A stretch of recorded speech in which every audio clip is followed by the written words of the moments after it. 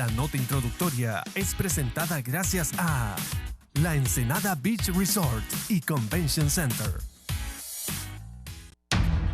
Pese a las varias facciones internas en el Partido Liberal, al menos 10 y cada una con su propuesta presidencial, el movimiento Unámonos que lidera Enrique Ortez Sequeira trasciende por sus posturas críticas y adhesiones significativas logradas en fechas recientes. Hace unas horas, la expresidenta de la Asociación Nacional de Enfermeras Auxiliares de Honduras, Janet Almendares, que regresó del exilio, confirma que se incorporó a esta facción como precandidata a diputada al Congreso Nacional. Almendares afirmó que regresó a defender la salud pública y la participación de la mujer en el legislativo. Dijo que da gracias a Dios por ser parte del movimiento Unámonos, que busca el triunfo al gran partido liberal. Este es el movimiento que los liberales vuelven al poder, afirmó Almendares en una comparecencia pública junto a Ortez Sequeira. Igual sucedió el 12 de octubre anterior, cuando la regidora Marcia Facusé comunicó que busca convertirse en alcaldesa de la capital, con postulación al sillón municipal como precandidata por el movimiento Unámonos. Por su parte, Ortez Sequeira mantiene una línea crítica al gobierno y a las propias autoridades de su partido, después que el Consejo Central Ejecutivo anunciara el cobro de 1 millón de lempiras a cada movimiento que participará en las elecciones internas, que tendrá lugar el 17 de marzo del próximo año. Antes de anunciar las aspiraciones como candidato presidencial, este abogado trazó una línea que lo desmarca del apretado espacio de aspirantes que presenta hoy el liberalismo y del proyecto reeleccionario de cara a las internas y a las elecciones generales del 2017. Desde que el pasado mes de marzo lanzó su facción, Ortez Sequeira propone el cambio generacional, replantear los ideales como la doctrina y refrescar el discurso del liberalismo, actitudes que lo llevaron a unir fuerzas con el PAC y aproximarse con Libre a fin de enfrentar el proyecto de reelección presidencial en auge. En ese contexto, Ortez Sequeira declaró que una parte oscura del ente político del que forma parte ha presentado precandidatos afines a las pretensiones del partido de gobierno. Sin desconocer las duras críticas de las que ha sido objeto como exmagistrado del órgano electoral en el proceso del año 2013, el más complicado de la historia nacional, su irrupción es parte del resurgir y ebullición interna en la centenaria entidad política. Para el foro La Entrevista, Diana Escalante y Clelia Cárcamo. La nota introductoria fue presentada gracias a La Ensenada Beach Resort y Convention Center.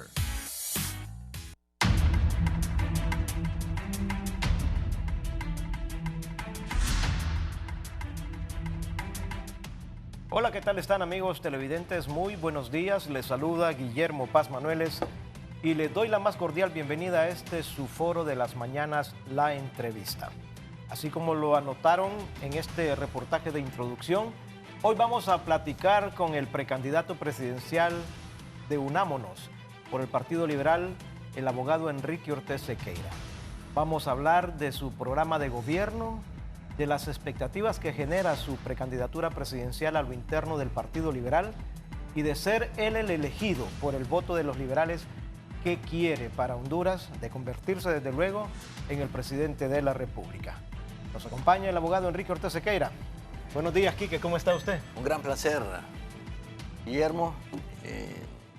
Es interesante estar aquí en tu programa para que podamos comunicarnos con el pueblo hondureño y sobre todo con el liberalismo para claramente definir lo que uno aspira para su partido y para su país, un país que se encuentra en una situación complicada, difícil, caótica, confrontada, y de repente de ahí surge nuestro movimiento que se denomina Unámonos. Y el Unámonos tiene varios significados: unámonos para triunfar, unámonos para combatir la corrupción, unámonos para que podamos vivir en paz y tranquilidad, unámonos para que los empresarios tengan la posibilidad de desarrollarse, unámonos para sacar adelante el país. Estamos al borde de una verdadera crisis. Creo que no nos hemos unido, que no hemos aprendido mucho de las lecciones que nos dejó el 2009, pero que evidentemente requieren que haya un gran pacto de unidad nacional que haga que todos los sectores entiendan que el hondureño debe empujar todo en la misma dirección, porque al final de cuentas este es nuestro país, aquí es donde vamos a vivir, aquí es donde vamos a morir, aquí es donde van a estar nuestros hijos, y este es el país que debemos de rescatar. Y en ese juego, obviamente la democracia es un factor importante, y el Partido Liberal de Honduras es un punto de equilibrio en lo que significa el desarrollo, la transformación, el enfoque, la visión de lo que uno pudiera tener como cómo sacar adelante al ser humano que requiere en este momento de una serie de medidas porque se siente el ser humano agobiado. Cuando veíamos el inicio de este programa, hoy amanecimos con la amenaza y con el hecho latente real de que el más pobre va a pagar hoy 8 lempiras más por kilovatio hora, que sin duda alguna eso va a tener un impacto enorme en la economía, va a tener un impacto enorme en la producción, va a tener un impacto enorme en lo que significa la calidad de vida de cada uno de nosotros. Y ahí es donde creemos que debe de haber un replanteamiento de lo que significa la visión que puede tener cada uno de los partidos políticos y dentro de eso la visión que puede tener el Partido Liberal de Honduras, que siendo un partido que no ganó las elecciones, en este momento debería estar jugando un papel de fiel de la balanza, un partido que debería estar en la oposición, entendiéndose como oposición, la defensa de los intereses de esa gran mayoría que hoy claman por justicia, que hoy claman por igualdad, que hoy claman porque todos podamos tener el libre acceso a un trabajo, a una medicina, a un programa de educación. Y en eso estamos. Así que nos agrada estar aquí contigo, Guillermo, dispuestos a que dialoguemos en torno al partido, que dialoguemos en torno a Honduras, que dialoguemos en torno a lo que puede acontecer en los próximos meses en el país, que en este momento está pasando una de las encrucijadas, diría yo, más delicadas de la historia del país. Lo recuerdo, abogado Ortiz Sequeira, años atrás a usted, en la candidatura de Carlos Roberto Reina. Lo recuerdo junto a Wilfredo Midense, junto a Lucio Izaguirre, junto a Concepción Ramos, que está incorporado con usted ya. Jefe de campaña. Muy sí. jóvenes ustedes y dinamizando esa aspiración presidencial de Beto Reina, del Gallo Colorado. Bueno, y me trae buenos recuerdos porque Beto Reina fue un ícono en el Partido Liberal, un hombre que luchó muchísimo por lograr la presidencia de la República. Es más, decían que uno no debe de vencerse en política porque si Beto Reina había logrado ser presidente después de 50 años de lucha, cualquiera podía lograrlo. Pero Reina dejó algunos legados que a mi juicio son sumamente importantes y que tienen algún tipo de actualidad en este momento. Permitió la apertura de los jóvenes. Me acuerdo que a nosotros nos llamaban los carapintadas porque en las grandes concentraciones nos pintábamos la bandera rojo, blanco y rojo en la cara y eso era en aquel entonces como un símbolo de revolución y de rebeldía. Pero Reina se rodeó de jóvenes, nos abrió los espacios a los jóvenes, permitió algo que para mí es trascendental. Logró en aquella época difícil que el poder civil, que los civiles estuvieran a cargo del Estado, porque habíamos salido de las dictaduras Y si usted recuerda, instituciones como la Marina Mercante, Migración, Hondutel, habían instituciones claves de la vida política y de la vida económica del país que estaban en control del ejército, de las Fuerzas Armadas específicamente. Y fue Beto Reina con Carlos Roberto Flores, hay que reconocerlos, uno en la presidencia del Congreso y otro en la presidencia de la República, que hicieron ese paso en forma pacífica, donde se suprimía la figura del jefe de las Fuerzas Armadas como un órgano independiente que despejaba el tema del poder militar sobre el poder civil y que reconstituyó dos cosas: el mando civil sobre el militar, que hoy está teniendo sus efectos, y también que suprimió el servicio militar obligatorio. ¿Se acuerda que en aquellos tiempos era salían a cazar, una cacería a cazar a los muchachos, de cazar a los jóvenes? Que hoy se pone en boga de repente otra vez el tema por el tema de la delincuencia y todos esos fenómenos que se están dando por otro tipo de factores. Pero sí, yo he dicho de que tenemos una tradición de más de 150 años de liberalismo. Usted me dirá 150 años, ¿por qué? Bueno, mi abuelo fue el último vicepresidente de Villeda. Les dieron el golpe también, por cierto. Tuvo que haber un gobierno de transición. Después mi padre, que dio grandes luchas en el partido. Enrique Ortez Colindres. Enrique Ortez Colindres. El candidato del Cumbo. El candidato del Cumbo, que cuando platico con él me dice, hombre, no sé a qué horas me engancharon para andar con ese Cumbo. Para andar con ese Cumbo. Y después Enrique Ortez Sequeira, que ha logrado marcar su propia personalidad dentro de las familias que tienen abolengo y tradición liberal. Ahora ya tengo hijos y tengo nietos, así que ahí va la avanzada liberal con alguna enorme preocupación, porque el partido que yo conocí, el partido en que yo crecí, el partido que a mí me formó, no es el partido que tenemos en este momento. ¿Cuál es la diferencia?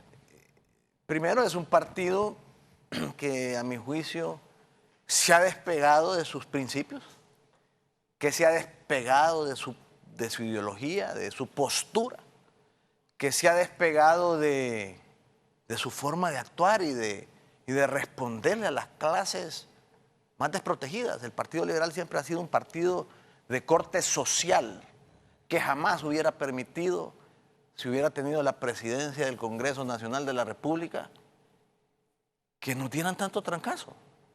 Es decir, el gobierno Lobo Hernández, porque llevan 2 periodos de estar en la presidencia de la República, le han dado golpes terribles a este país. Mire, primer golpe, el paquetazo. Le suben del 12 al 15% el impuesto sobre venta. ¿Quién es el que paga ese impuesto? El más pobre. Es el impuesto que le cobran a cualquiera que va a comprar o que va a vender alguna mercancía dentro del país. Nos suben 25 centavos de dólar el galón. Nos cobran la matrícula, y dentro de la matrícula va incluido el mantenimiento de las carreteras. Pero por el otro lado, en forma irregular, nunca visto en otro país del mundo, además del impuesto de las carreteras, nos cobran el peaje. Y el peaje tiene una serie de limitantes, y es que coartan la libertad de circulación del país.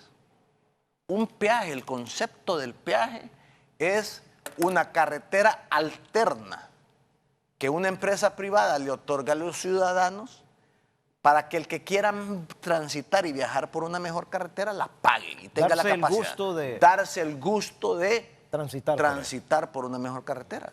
Pero el Estado le tiene que dar una carretera primaria al ciudadano, puede ser que sea de menor calidad, para que se mueva sin pagar, y por eso se paga impuestos sobre la renta y además de eso el impuesto de mantenimiento de carretera. Pero aquí es el único país del mundo donde se interpreta la Constitución como uno quiere. Y dice el presidente de la República algo que debemos de retomarlo. porque creo que es un extraordinario principio. Nadie está encima de la ley, pero eso no debe ser un enunciado. Nadie estar por encima de la ley significa que la ley se le debe de aplicar del presidente de la República hasta el último ciudadano. Y cuando el presidente de la República firma contratos monopólicos de privatización de las carreteras, es estar encima de la ley. Cuando el peaje no es peaje, sino que es un impuesto de guerra para poder pasar sobre las carreteras. Porque si yo tengo a mi madre enferma hoy y la quiero ir a visitar a San Pedro Sula y no tengo los 120 lempiras, no veo a mi madre y me obstaculizan el tránsito. Eso no debe de ser. El peaje debe de ser revisado completamente, y si hay algo que estamos proponiendo con claridad es, hay que revisar el peaje. Y el peaje se aprobó, ¿por qué? Porque el Congreso lo aprobó y ahí hubieron voces liberales que no debieron haber permitido que el peaje se aprobara, porque es un contrato leonino de una carretera que se construyó con fondos del Estado y que ahora se privatiza. La necesidad de mantener estas carreteras en buen estado a través de la generación de estos recursos vía peaje. No, es que el concepto del peaje está bien. Pongan cuantos peajes quieran, no hay ningún problema. Pero el Estado le debe de dar a su ciudadano el derecho a transitar libremente, a tener la opción de buscar otra carretera. Este peaje de Honduras es el único peaje en el mundo que es de esta forma, de que si no paso, y además de eso, ¿sabe qué? Están queriendo implementarlo en todo el país. Es decir, yo no me voy a poder mover en el país si no tengo el dinero para poner el peaje. Deben de darnos una carretera alterna. Y además, no se está cumpliendo con la ley. Si se habla del principio de que nadie está sobre la ley, tampoco deben de haber dobles imposiciones. Eso se llama exacción. Nos cobran por el mantenimiento de la carretera y después cuando está ahí con la tranca le cobran por el peaje. Son replanteamientos que se deben de hacer porque es una política que asfixia al pueblo hondureño. Como que usted me diga que le cobren el 15% a los precios de la canasta básica familiar. Óigame, ya los huevos son inalcanzables. ¿No están exonerados estos productos? Se les pegó un paquetazo completo a ciertos productos de la canasta básica familiar. Y entonces el Estado se ha convertido en el mayor, en el mayor marero para el pueblo hondureño. El que más le pone el impuesto de guerra al pueblo hondureño no son los mareros, es el Estado. Y eso no puede ser. La función del Estado es buscar el bienestar de sus ciudadanos y debe de generar políticas económicas sociales de forma tal que permitan el desarrollo, la libre empresa y la garantía de capitales. Y en Honduras se está dando una ecuación que es la que está impidiendo que el país desarrolle. Primero, no hay justicia. No todos somos iguales ante la ley. Y mientras no todos seamos iguales ante la ley y sea una pequeña cúpula la que maneje el país y las instituciones no puedan rescatarse y esas instituciones jugar el papel que le corresponde de equilibrio y defensa de los intereses de la mayoría y el equilibrio de los demás poderes, lo que hay es una concentración de poderes que es peligrosa, porque el poder absoluto corrompe absolutamente. Y eso es lo que estamos viviendo en el país. Estamos viviendo una concentración de poder y de sus instituciones que trae aparejada la corrupción y además, como no hay seguridad jurídica, entonces lo que tenemos es un proceso de falta de crecimiento. Porque cuando alguien viene a invertir al país, primero se pregunta si en ese país hay un Estado de Derecho. Segundo, si ese país es un país corrupto, si se pueden hacer bien o se pueden hacer mal los negocios, o hay que pagar movida, que no lo entienden los países que tienen incluso ordenamientos jurídicos que castigan la corrupción. Las empresas americanas, por ejemplo, tienen un acto, una obligación de no entrar en países donde se les pide movidas por entrar en las negociaciones. Entonces se retiran de la inversión. Y el otro tema es la seguridad jurídica. Entonces cuando vemos qué es lo que tenemos en este momento en Honduras, porque hay que partir del análisis de nuestro país. Nuestro país ahorita está en un serio cuestionamiento sobre su ley y sobre su ley fundamental, que es la Constitución de la República. Si nadie está sobre la ley, la Constitución de la República debe de regir todo el proceso de ley.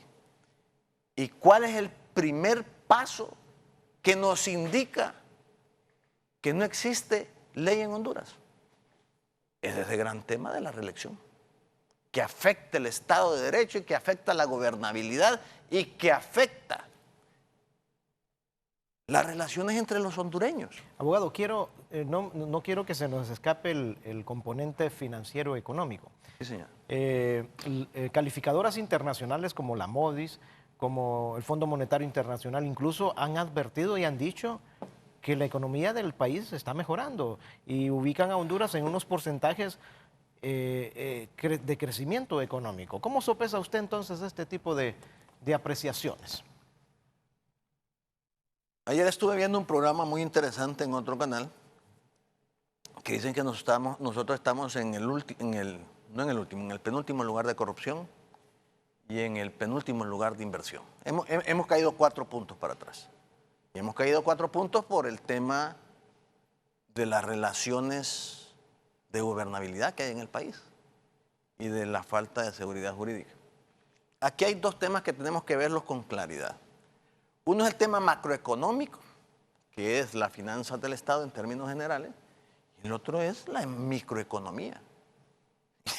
El diario vivir. Sí, el diario vivir. Si nosotros le abrimos el día de hoy las líneas de teléfono a la gente que vive en Honduras, a los 8 millones de hondureños, yo le garantizo, bueno, las cifras no nos engañan, 60% de la población está desempleada. De ese 60%, la mitad vive en indigencia. Entonces, ¿cómo vamos a tener crecimiento económico si la realidad nos indica que hay personas que solo comen una vez al día y que hay muy pocos que comen los 3 tiempos? ¿La pobreza no es un fenómeno social mundial, abogado? No lo dudo, pero no la estamos combatiendo en Honduras. Es decir, estamos a través del modelo que está sembrando el actual gobierno, generando la dependencia de la pobreza.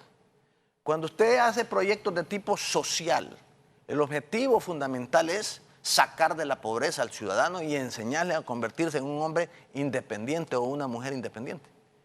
Pero no es acostumbrándolo que a cada fin de mes usted le va a llevar una bolsa solidaria o le va a llevar un bono. No, es acostumbrándolo a que el ciudadano sepa valerse por sí mismo y que el campesino, en vez de entregarle esa bolsa solidaria, le entregue el maíz, que le entregue el fertilizante, que le entregue el crédito, que se haga responsable, que su autoestima crezca y que tenga y genere los ingresos que su propia capacidad le dé. Y genere empleo y genera retribución. Entonces los enfoques obviamente son completamente diferentes. El enfoque del Partido Nacional de Honduras a través de estos 7 años es: vamos a resolverle los problemas al país a través de la privatización. Y entonces privatizan las carreteras, privatizan los aeropuertos, privatizan los puertos, privatizan la energía, privatizan todo, privatizan la salud. ¿Y entonces qué le queda al Estado? Al Estado para poder servirle a su sociedad. Absolutamente nada. Y lo que hacen es que le generan un impacto grandísimo a aquellos seres humanos que tienen o que no tienen la posibilidad, precisamente porque no nacieron en un hogar privilegiado, de asistir a esos mecanismos. Y vamos retrocediendo en la calidad de vida del hondureño. El replanteamiento debe ser total.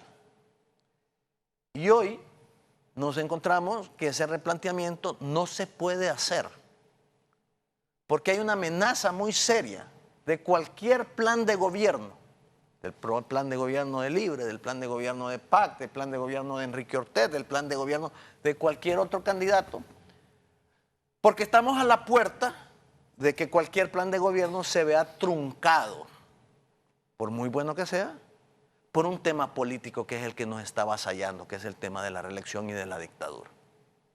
¿Qué plan de gobierno puede usted ofrecerle al pueblo venezolano en esa crisis que tiene? Cuando el pueblo venezolano lo que tiene es hambre, lo que tiene es sed de justicia, lo que tiene es incomodidad con sus gobernantes porque se han vuelto corruptos y porque tienen una priorización completamente diferente. ¿Y por qué le digo que eso se está dando en Honduras? Porque, por ejemplo, usted y yo y muchos de los que nos están oyendo pagamos un impuesto adicional que se llama el tazón de seguridad, donde nos quitan 2 lempiras por cada 1000. Se lo quitan en la tarjeta, se lo quitan en cada cheque. Y además de eso le cobran a los empresarios 1.5% adicional a los impuestos que puedan pagar. ¿Quién va a venir a invertir en Honduras cuando, mire, hay un 25% de impuestos sobre venta? A ese agréguele el 15% de impuesto sobre la renta. 25 sobre la renta, 15 sobre venta. El tazón. ¿Sabe el cuánto le cuesta a la empresa privada más o menos dentro de sus presupuestos tener la seguridad porque el Estado no le puede asegurar un 12%? Si usted empieza a sumar eso, ya las empresas antes de iniciar, más toda la burocracia que tiene que dar, tiene un 60% que ya no tiene posibilidad de desarrollarse. Entonces, ¿cuáles son las empresas que vienen a invertir al país? Las empresas que no pagan impuestos y las empresas que contratan la mano de obra barata del país. Así no desarrolla un país. Muy bien. Sus criterios, abogado, pero yo quiero que me diga cómo va Unámonos. ¿Qué siente usted cuando viaja al interior del país? ¿Cuál es la respuesta que usted está sintiendo de los liberales en todo el territorio cuando Enrique Ortez Sequeira se presenta y les formula detalles de su plan de gobierno? Solo quisiera cerrar con una pequeña idea sobre este tema de país. Honduras en este momento está viviendo una polarización silenciosa. Hay división, hay inconformidad, hay malestar, hay falta de prosperidad y de esperanza en el pueblo hondureño. Y pronto esa falta de esperanza va a empezar a tener una conducta de expresión mucho más fuerte a la que en este momento se tiene, porque hay que reconocer que hay un poco de temor en la población hondureña por las actuaciones represivas de este gobierno. Pero a medida que nos vayamos acercando al proceso electoral, ese combustible que está regado en todo el país, puede ser que arda en un determinado momento si hay alguien que le hace a 2 piedritas que saquen alguna chispa. Yo creo que se necesitan 2 cosas fundamentales que deben de ponerse en práctica en el país. Nosotros nos llamamos Unámonos y es para que nos unamos todo el pueblo hondureño.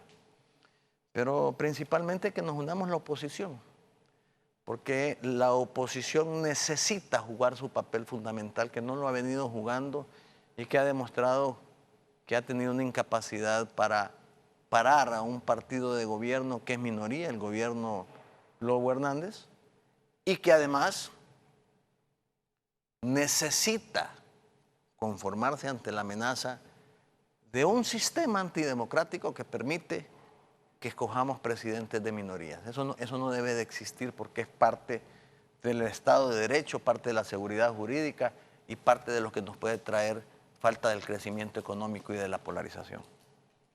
Por eso es que creo que debemos de hablar de un pacto de prosperidad nacional. Pero un pacto de prosperidad nacional significa sentar a todos los sectores a un gran diálogo Y creo que en ese sector el partido de gobierno no entra en ese diálogo porque está obstinado en jugar su papel de la reelección y del continuismo y cree que lo va a lograr a toda costa. Y yo creo que hay que impulsar un modelo de crecimiento inclusivo, cosa que no se está dando. Es decir, para que el país crezca debemos de incluir a todo mundo, fundamentado en la productividad. Pero la productividad se logra con las políticas de gobierno. Y la productividad se logra generando empleo y generando que el recurso económico circule en el país.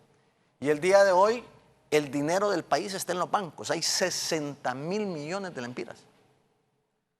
¿Y por qué ese dinero no circula? Por falta de políticas económicas del país. A nadie que sea pobre le prestan. Antes yo recuerdo que el campesino tenía derecho al préstamo para hacer crecer su hato ganadero. El agricultor tenía el crédito para hacer crecer su milpa. Hoy ese tipo de políticas gubernamentales prácticamente no existen. Y tenemos entonces 9.250 millones de dólares de endeudamiento que hacen que su hijo, el hijo de una persona que está por nacer, ya de antemano aparezca endeudado con 25.000 lempiras. Y si tenemos un crecimiento económico de un 3%, tal vez nos servirá únicamente para cubrir los déficits que la macroeconomía está pidiendo y que se compensan a base de impuestos, no a base de productividad. Entonces hay que revertir ese modelo y tenemos forzosamente para estabilizarnos en 20 años, tener un crecimiento del 8%. ¿Y cómo hacerlo? Con una estabilidad presupuestaria y fiscal justa. Es decir, nosotros nos tenemos que convertir en un Estado y en un gobierno que sea austero. No podemos tener como prioridades quitarle 200 millones al sector salud para construir el penthouse del presidente de la República, por ejemplo. La ciudad cívica la vamos a construir a costa de la medicina del pueblo hondureño. Pero es que ahí se va a generar empleo, riqueza, trabajo. ¿Y cuántas vidas se pueden salvar con 200 millones de lempiras? ¿Qué va a cambiar con las oficinas gubernamentales así como están? ¿No cree usted que deberíamos de priorizar? Por eso, prioricemos. ¿Qué es la prioridad? ¿La prioridad es la ciudad cívica o la prioridad es el hambre del pueblo hondureño y su seguridad medicinal? Ahí es donde no vemos la priorización. ¿Qué es la prioridad? ¿El jet presidencial y salir a viajar? ¿O lo que significa invertir eso en algo que definitivamente pueda servir para paliar la condición económica en que esté el país? Aquí debemos de priorizar. ¿Qué es la priorización que tiene el pueblo hondureño? ¿Seguir incrementando el órgano represivo del Estado? ¿O realmente buscar una política diferente para el tema de seguridad? Y la seguridad se combate por todos, no con la represión.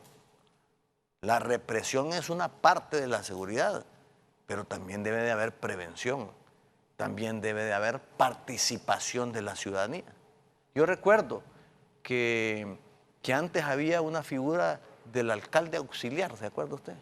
El alcalde auxiliar le servía al alcalde en todo municipio para poner el orden y cuidar lo que significaba los índices de criminalidad, y nunca había el alcalde auxiliar. ¿Por qué no podemos entonces involucrar al ciudadano en su propia seguridad en el barrio y la colonia si ya nos tienen cercados con los barrios seguros? Todos debemos de participar en ese tema. No debe ser un tema exclusivo del presidente de la República. Pero el tema que está marcando la diferencia en este gobierno es que este gobierno no es un gobierno inclusivo, es un gobierno de exclusión y de imposición. Y así no se puede desarrollar un país. Tienen que haber instituciones que generen igualdad, medidas para recuperar el equilibrio entre las relaciones laborales y la negociación colectiva para traer paz al país. Y eso trae entonces como consecuencia lo que usted me está queriendo llevar. Para que eso se logre, hay que llevar al poder de la nación a alguien que tenga una visión completamente diferente del Estado, un replanteamiento completamente diferente, sobre todo en un país que tiene una realidad política completamente diferente. Están queriendo llevarnos por un rumbo que no es el rumbo real que vive el país. El país hoy tiene diferentes fuerzas políticas que tienen un respaldo significativo, que deben de ser tomadas en cuenta, pero en cuenta para lograr una agenda de país que nos lleve a un feliz destino. Y ya estamos con la cuenta regresiva para que ese proceso entre en acción. Porque hasta este momento lo que ha sucedido es que los partidos representados en el Congreso Nacional de la República, cuya conformación la estableció el pueblo hondureño y no le dio, de acuerdo a esa conformación, a nadie el control de ese poder del Estado, terminó por diferentes maniobras políticas siendo controlado por un poder del Estado. Entonces se controla el Ejecutivo, se controla el Legislativo, se controla el Judicial y se pierde entonces la seguridad jurídica y el equilibrio de las instituciones que debe de darse para que se convierta adecuadamente el desarrollo. Esa es la realidad. Vamos a un proceso electoral y dentro de ese proceso electoral el Partido Liberal tiene una responsabilidad. ¿Y cuál es la realidad que está viviendo entonces el Partido Liberal? Un partido que se va a ver envuelto en un proceso electoral con más de lo mismo, de los que ya han estado, con fuerzas que quieren hacer el cambio generacional, el cambio de actitud, el cambio de oposición, que solo puede darse a través de las urnas y que afortunadamente ahora ya hay movimientos políticos que tiraron al traste la candidatura única que se pretendía por un sector del Partido Liberal para volver a las negociaciones con el Partido Nacional. Hoy yo me siento sumamente contento de que haya una gama de liberales participando. ¿Sabe por qué? Porque es importante que el liberalismo analice sus candidatos. Analice sus candidatos y analice quiénes acompañan a sus candidatos. Porque hay un dicho que dice, dime con quién andas y te diré quién eres. Entonces, hoy el liberalismo tiene que tener la inteligencia necesaria para entender dos cosas fundamentales. Primero, que se le está quedando una de sus últimas oportunidades para hacer el proceso de escogencia de los mejores hombres y de las mujeres para que dirijan el partido. Si el partido no aprovecha esa oportunidad y se queda con más de lo mismo, puede ser que tenga serios problemas. Si el partido hace un cambio y logra colocar en el mando de sus estructuras partidarias a lo que uno representa, que es la oposición, que es el cambio generacional, el relevo, el discurso, entregarle nuevamente el partido a su gente y entender que el momento histórico no permite que el Partido Liberal ni ningún partido por sí solo, con estas circunstancias de amenaza de la reelección, pueda ganar las elecciones, entrar en el diálogo político para unir a la oposición y lograr rescatar el país. Porque lo que está en peligro es el país, precisamente por la amenaza de la división de la oposición y el encaprichamiento de la reelección presidencial. Muy bien, abogado. ¿Tiene listo ya el millón de lempiras que le quieren cobrar en su partido por inscribir su precandidatura presidencial, su movimiento Unámonos? ¿Por qué se ríe? No, me río porque... Va a tener que hacer una ajustadilla ahí. No, yo ya le voy a pedir el primer peso a usted, el primer peso al liberal. Mire, hay ciertas cosas que no tienen sentido. Es decir, el Partido Liberal en este momento es un partido que es una tercera fuerza. Así lo indicaron los resultados de la última elección. Un partido que no ha estado entusiasmado. Un partido que sus líderes no han querido asumir una responsabilidad para enfrentar un reto tan grande como puede ser la candidatura presidencial. Muchos líderes estuvieron que sí, que no. Y salimos pocos valientes a poner el pecho por el Partido Liberal de Honduras. Ahí le toca la puerta al liderazgo nacional, que también no está muy convencido de participar. Es difícil.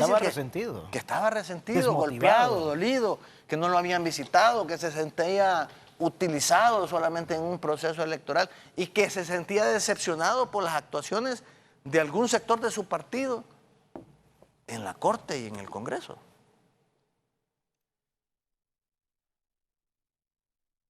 El Partido Liberal lucha ¿por qué? Porque se respete la Constitución. Y por eso hacemos una lucha férrea contra la reelección. No podemos violar la Constitución.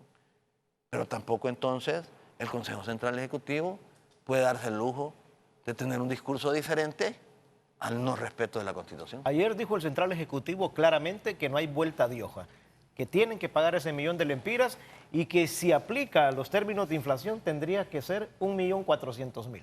Bueno, esos son los replanteamientos. Nosotros no lo vemos de esa forma. Nosotros vemos que el Partido Liberal debe ser abierto e inclusivo. Es más, si queremos crecer, le abrimos las puertas a los del Libre, ¿verdad? A los del PAC, a los del Pino. Sí, yo me acuerdo que el gran logro del Partido Liberal en sus grandes concentraciones era parar a un miembro del Partido Nacional de Honduras y decir que lo juramentaban como liberal. Y entonces que se estaba debilitando. Fíjate que juramentamos hasta nacionalistas y ahora están poniendo trabas para que no participen personas de otros partidos en el Partido Liberal de Honduras. Entonces, ¿cómo vamos a crecer si somos un partido excluyente? La Constitución claramente dice, se declara punible todo acto que limite la participación del ciudadano en la vida política del país. Así como defendemos la reelección, defendamos ese principio. Entonces no le pueden poner a nadie. ¿Usted ha visto que algún candidato a la presidencia pague por lanzarse a la presidencia de la República? No le piden a los candidatos oficiales de los partidos para participar. ¿Cómo le están pidiendo al partido, a la militancia del partido, que en este momento, más bien, el millón no lo deberían de dar a nosotros para estar entusiasmando al Partido Liberal y para que nos podamos mover por todos los sectores del país y que podamos hacer nuestra campaña? Si al partido le dan 40 millones de lempiras de deuda política. Ya se lo pagaron. Ya se los pagaron. Y quieren sacar, si hay 10 movimientos, 10 millones más. No es justo, no es correcto, no es adecuado, no es legal. Ojalá que el partido recapacite. Ojalá que el partido llame a sus miembros. Ojalá que el partido se siente con los diferentes movimientos para que no se empiece a generar un malestar de que el Central Ejecutivo esté inclinado hacia alguien. ¿Usted cree que puede haber ahí una intención de favorecer a Yo he alguien? hablado con varios compañeros y sienten que el Central Ejecutivo está inclinado. Le digo lo que me comentan, que muchos de ellos ya tomaron partido en una corriente y no se puede ser juez y parte. De la línea oficialista. De la línea oficialista. ¿Y usted dice? Sí, no, usted, me lo comenta. Bueno, yo le voy a decir ¿y lo que... usted se pone en el plano de la oposición? No, voy a decirle lo que yo oí. Yo oí, por ejemplo, al candidato de Unitec decir que lleva designada a la presidencia a doña Marcia Villeda, que tiene el perfecto derecho, pero es la esposa del presidente del Consejo Central Ejecutivo. Eso le genera un conflicto de interés. ¿Serio? Que no es que se lo está creando Mauricio Villeda, sino que la toma de decisiones de llevar a ese candidato genera esa circunstancia. Entonces, no pueden las autoridades partidarias ir en cargos de elección popular. Presidentes de los consejos departamentales de diputados pueden hacerlo, pero renuncien entonces a su cargo porque hay un conflicto. ¿De intereses? Sí, hay un conflicto de intereses porque se es juez y parte. Ese tipo de cosas hay que hablarlas. No podemos tener un reglamento, por ejemplo, en el Consejo Central Ejecutivo. 8 años de militancia. Donde le diga a usted que necesita 8 años de militancia. Entonces quiere decir que si un muchacho de 18 años quiere ser candidato a alcalde, no puede serlo. ¿Están cerrando el Partido Liberal? Explíqueme entonces cómo le da la oportunidad a un muchacho de 21 años para que sea diputado. No se puede. Apenas llega a 6. Es decir, la militancia tenía que haber sido desde los 13. Desde los 13. y probar y dice que hay que votar 2 veces en el censo del partido. Y la pregunta, no se estén dando con la piedra en los dientes. Todos llenaremos esos requisitos. Llámenos, hablemos, dialoguemos. El Partido Liberal siempre ha sido amplio. Es más, fíjese que hablando con los miembros del tribunal nos decía, miren, el partido no puede poner más trabas de lo que dice la ley. Y si el partido de repente no los inscribe aquí, ustedes tienen el perfecto derecho de venirse directamente al tribunal. Eso les dijo el tribunal, que pueden irse a inscribir allá. Nos podemos aunque inscribir. no paguen el 1.000.000 de lempiras. Es que no dicen qué parte de la ley dice que se debe pagar 1.000.000 de lempiras. El reglamento de un partido no puede estar por encima de la ley. Pero es que las internas le compete al partido, no al tribunal. Bueno, las internas, pero ¿y las primarias? ¿Usted quiere decir que un partido va a rechazar la organización de sus bases y el tribunal los va a coger en su seno? Oigan, son enormes contradicciones. Y yo lo único que creo es que hay el suficiente tiempo, la suficiente capacidad, el suficiente nivel de tolerancia, el suficiente nivel de respeto para que lo hablemos entre liberales. ¿No cree que lo correcto era que esas cositas las habláramos en el Consejo Central Ejecutivo? Es lo lógico. Eso debería ser lo correcto. Es lo lógico. Eso es lo que procede, que los liberales en una situación difícil lo hablemos al interior del partido. Preguntarle a las corrientes. Me tomé la curiosidad de preguntar que cuánto paga el Partido Nacional por sus elecciones internas. 5.600 lempiras. ¿Y sabe qué? Los nacionalistas van a incorporar gente de la sociedad civil sin militancia. 5.600 lempiras pagan los cachurecos en el poder. ¿Quién puede pagar 1.000.000 de lempiras en el Partido Liberal de Honduras? En la llanura. En la llanura, 8 años de llanura. ¿O los que robaron el Seguro Social? ¿Ah? ¿O los que de Casa de Gobierno le mandan el 1.000.000 de lempiras? ¿O los que estén siendo financiados por grandes empresarios que tengan interés de quedarse con los sellos del partido? El Partido Liberal debe ser un partido de masas, no de clases privilegiadas. Ya Chilo Cruz debe ir preparando su aportación para ese 1.000.000, abogado. No me lo vaya a matar del corazón a Chilo, hombre. No, es que no se trata, mire, es que no se trata del dinero, se trata del concepto. El concepto de un partido político es luchar por una causa y la causa no tiene precio. Es decir, con soldados forzados no se ganan las guerras. Es como que entonces usted quiere incrementar la membresía del Partido Liberal de Honduras comprando a su militancia. Eso no es así. Eso es lo que hacen los cachurecos. Ellos van con los 50 lempiras, los 100 lempiras, los 500 lempiras para las concentraciones que hacen. Lo que deseamos nosotros es que haya un entusiasmo genuino del Partido Liberal de Honduras, que salgan como salían antes esos liberales hasta debajo de las piedras. ¿Y por qué salían debajo de las piedras? Porque se les daba un espacio político para participar, para que hablaran, para que dieran su discurso, para que se entusiasmaran. Pero si usted a cada liberal le va a decir, mira, vas a ser alcalde, pero vas a pagar 10.000 lempiras, es un tema complejo. Creo que todavía estamos a tiempo. Yo estoy seguro que Mauricio Villeda va a reflexionar sobre ese tema, que el Consejo Central Ejecutivo no se va a poner con la ley del garrote a tratar de desnucar a los movimientos políticos por un tema de 1.000.000 de lempiras. Y yo con mucho respeto de antemano les digo, si me estoy matando por luchar contra la reelección, si estoy enfrentando a Juan Orlando Hernández en ese tema de la reelección, con mucho más razón para enfrentar a mi partido en un acto de injusticia. Un acto de injusticia que ellos saben es violatorio a la Constitución y a los derechos que cada ciudadano tiene para participar en un proceso electoral. Muy bien, abogado Enrique Ortiz Sequeira, vamos a una breve pausa comercial. En la segunda etapa del programa yo quiero que el abogado me defina los puntos más importantes de su plan de gobierno. Él trajo un material que se lo vamos a presentar para que usted tome idea qué propone el abogado Enrique Ortiz Sequeira, precandidato presidencial del Partido Liberal por el movimiento Unámonos. Vamos a detallar este plan de gobierno. Vamos a la pausa, ya venimos.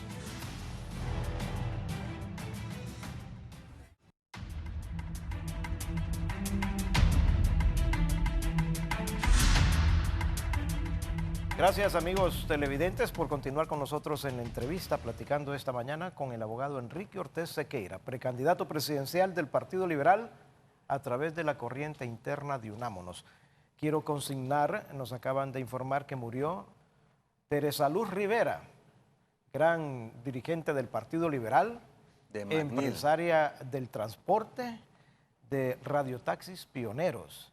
Doña Teresa Luz Rivera, su cuerpo está siendo velado en la capilla de la Fuerza Aérea Hondureña y posteriormente va a ser enterrada en un cementerio de Santa Lucía. Una mujer valiente, una mujer luchadora, una buena hondureña. Invertía en el país, generaba empleo y generaba riqueza. Así que descanse en paz, doña Teresa Luz Rivera. ¿La conoció usted, Quique, a doña Teresa Luz? Sí, una mujer de McNeil, por cierto. Ajá, Teresa Luz Rivera de McNeil. Una mujer valiente, una mujer que dio muchas luchas por el partido, que descanse en paz y que tenga resignación sus familiares. Y como usted dice, creo que fue la primera que empezó en ese rubro a revolucionar los radiotaxis. Los radiotaxis no habían en Tegucigalpa. No. Y que tuvo una lucha muy férrea también por ese tema, ¿verdad? Parece ser que no lo entendían y lo consideraron como un mecanismo alterno que no era adecuado en ese momento. No era adecuado. Abogado, ¿qué nos puede decir de su plan de gobierno? Yo quisiera tal vez dejar algunas ideas fundamentales. Muchos de los lanzamientos que nosotros hemos tenido y de personas que se han unido son gente que encarnan parte del plan de gobierno. Por ejemplo, don Adolfo Facusé, que va de primer diputado por Francisco Morazán. Fito, además de encarnar una tradición y una relación con la empresa privada, encarna algo que para nosotros va a ser esencial en la lucha contra el desempleo y la pobreza. Y es el hecho de que podamos empezar con el tema de las microempresas. Microempresas. Allí estamos viendo, por ejemplo, un video de Jackie Indignada, que es una mujer joven, indignada, que ha librado una lucha por la no privatización del peaje. Ella representa parte del sistema de ideas políticas que tenemos, porque el peaje es un tema que debemos de revisarlo una vez que lleguemos a ser gobierno. Aquí necesitamos que los niños, Guillermo, tengan un lápiz, un papel y un maestro. Ya no sentarse, un lápiz, un papel y un maestro. Eso es lo que se necesita. Que el campesino tenga frijoles, maíz, gallinas y tortillas en su casa. No son cosas complejas que se debe dar. ¿Cómo es posible que no podamos volver a convertir Olancho en el granero de Centroamérica? La última vez que yo llegué por ahí, andaban arriando las vacas en motocicleta y no habían vacas. Entonces, mandar un mensaje al proceso productivo, dándole a cada sector de Honduras la asistencia en los procesos que pueda llevar a cabo, porque nosotros vivimos en 4 Honduras. Yo creo que la Honduras del sur, la Honduras del occidente, del norte y del oriente. Y cada una de las Honduras necesita un trato sumamente adecuado y especial. ¿Cómo es posible que no podamos tener la oportunidad que los jóvenes tengan una oportunidad de empleo? Que los policías tengan respeto para su pueblo. Que los empresarios tengan la seguridad de su inversión. Son cosas sencillas y solo tenemos 2 cosas en este momento, que es una de las cosas que me parece fundamental. O hablamos, el pueblo entero habla o calla y muere. Pero hay una preocupación enorme porque en este sistema que se está viviendo no sentimos que la voz del pueblo se está despertando y que se manifestó únicamente en el campo de los indignados. Mire, le voy a decir algo que le va a parecer raro.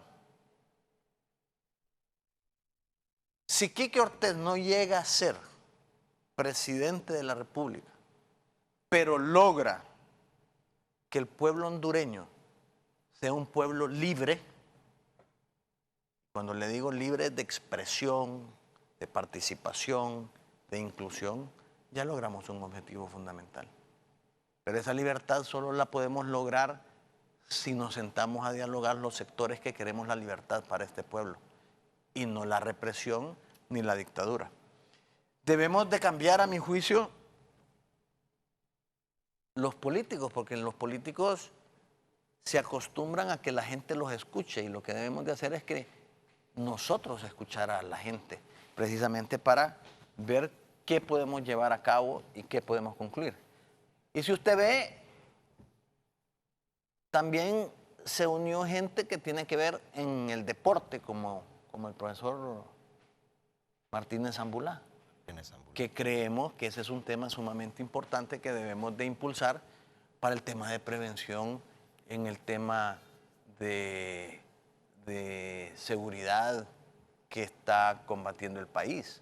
Yo creo que debe de constituirse en mesas ciudadanas ahí está el evento de participación. de Sí, ahí está. Y en el otro sector está Mateo Ávila, que va de candidato a alcalde de Tela. Y usted ve que son gente de trayectoria limpia, gente que no se les ha abierto los espacios políticos, gente que cree en este nuevo proyecto y que definitivamente nos viene a fortalecer porque no es el político tradicional que simplemente ha estado acostumbrado a estar enquilosado en el poder. Entonces, cada uno de las personas que hemos escogido tienen implícito un mensaje. Janet Almendares, por ejemplo. Janet Almendares, una víctima del actual gobierno, perseguida por defender su gremio y además por querer hablar la realidad de lo que se está llevando a cabo en el tema de seguridad. No podemos permitir que la privatización de la salud se lleve a cabo. No solo los ricos pueden tener derecho al acceso a la salud.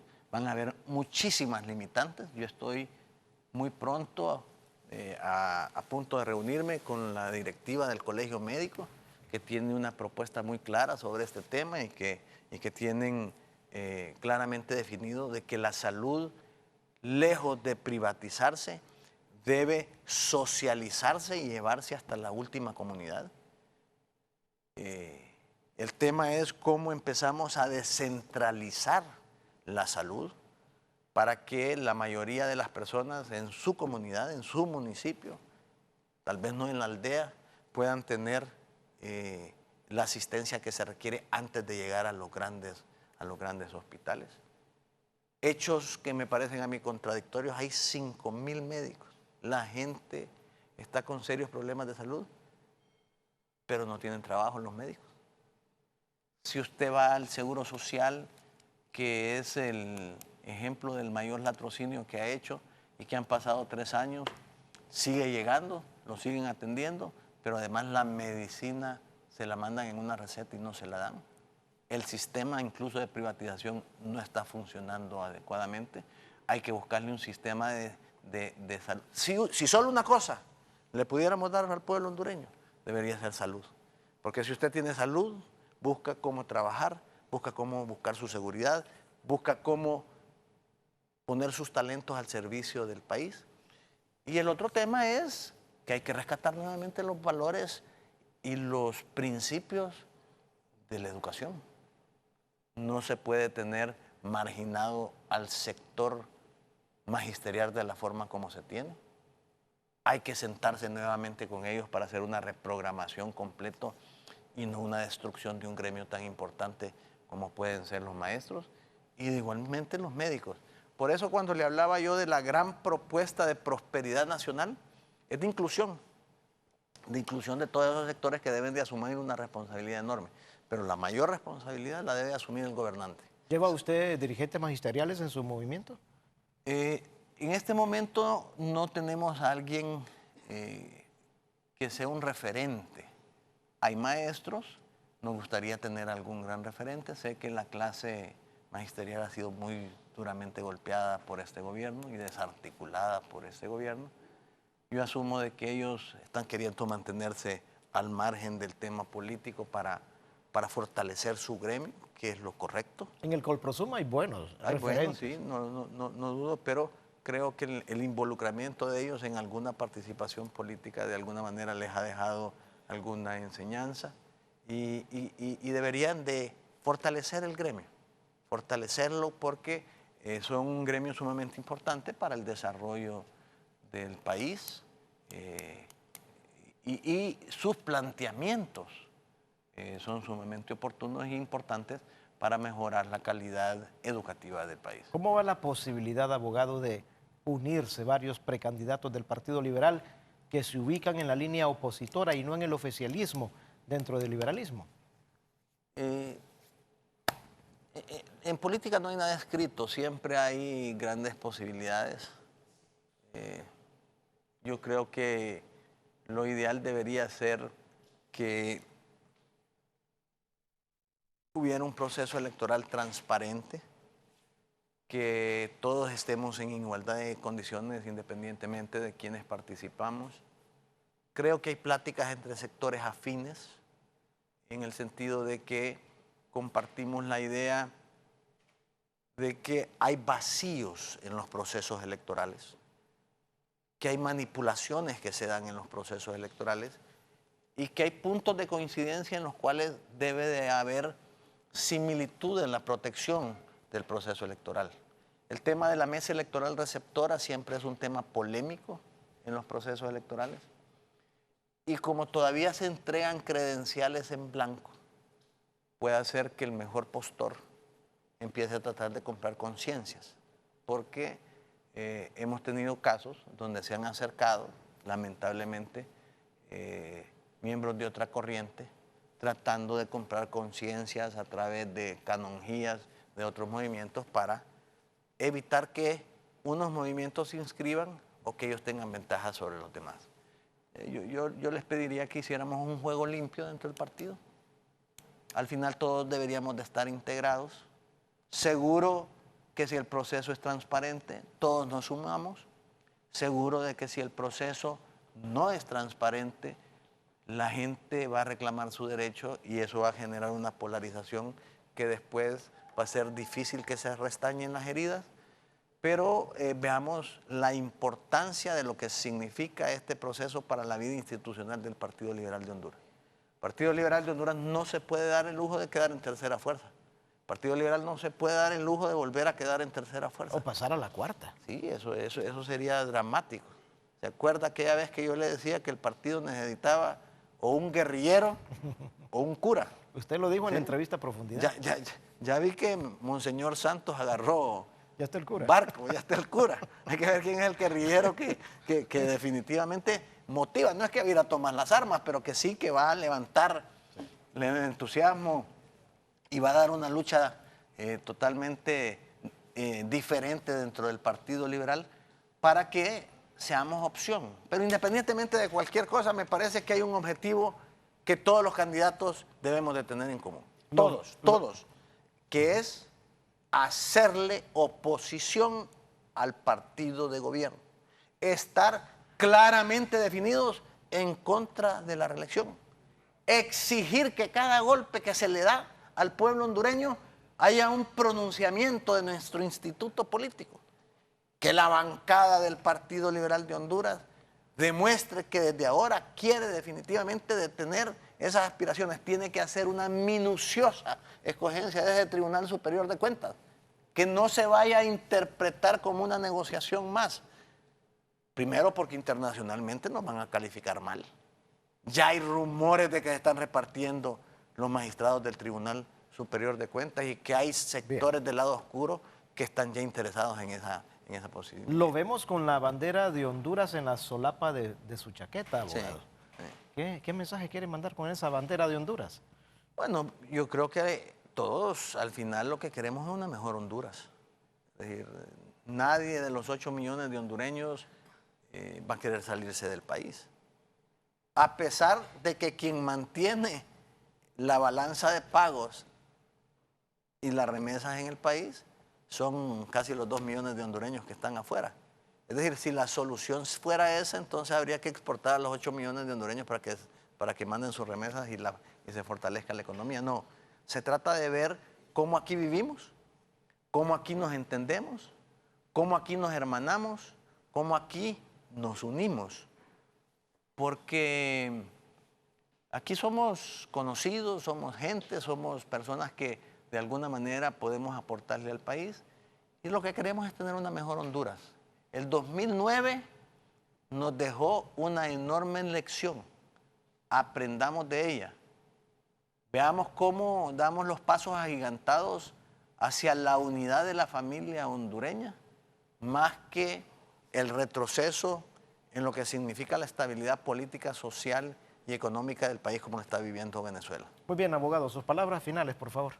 Agradecerte, Guillermo, decirle a todos nuestros líderes en todos los municipios y departamentos que ya tenemos 25,000 firmas recogidas, más de las que exige el Tribunal Supremo Electoral, que estamos ya introduciendo las diferentes palanías en el programa de cómputo que nos hizo el Tribunal Supremo Electoral, que vamos hasta el final, que muy pronto les estaremos anunciando nuestro lanzamiento a nivel nacional, un evento donde queremos que participen todos los líderes departamentales y municipales, que vamos hasta el final y que nos unamos para rescatar los sellos del Partido Liberal de Honduras, darle un nuevo brío, un nuevo relevo, un nuevo discurso, hacer oposición y sobre todo evitar que el Partido Nacional, evitar que Juan Orlando continúe en el poder y logre su aspiración egoísta de la reelección.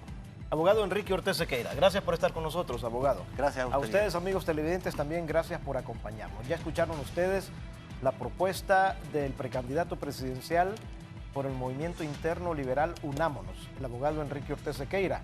Ha dicho el abogado que ese millón no lo van a pagar, que si la autoridad partidista insiste en cobrarles lo que ellos llaman peaje, lo que ellos llaman un trancazo u otros calificativos, se van a ir directamente a inscribirse al Tribunal Supremo Electoral. Ojalá esta situación sea consensuada al interno del liberalismo para que vaya despejando y vaya caminando con más orden el proceso interno de los liberales. Yo agradezco que hayan estado con nosotros, que pasen un bonito jueves.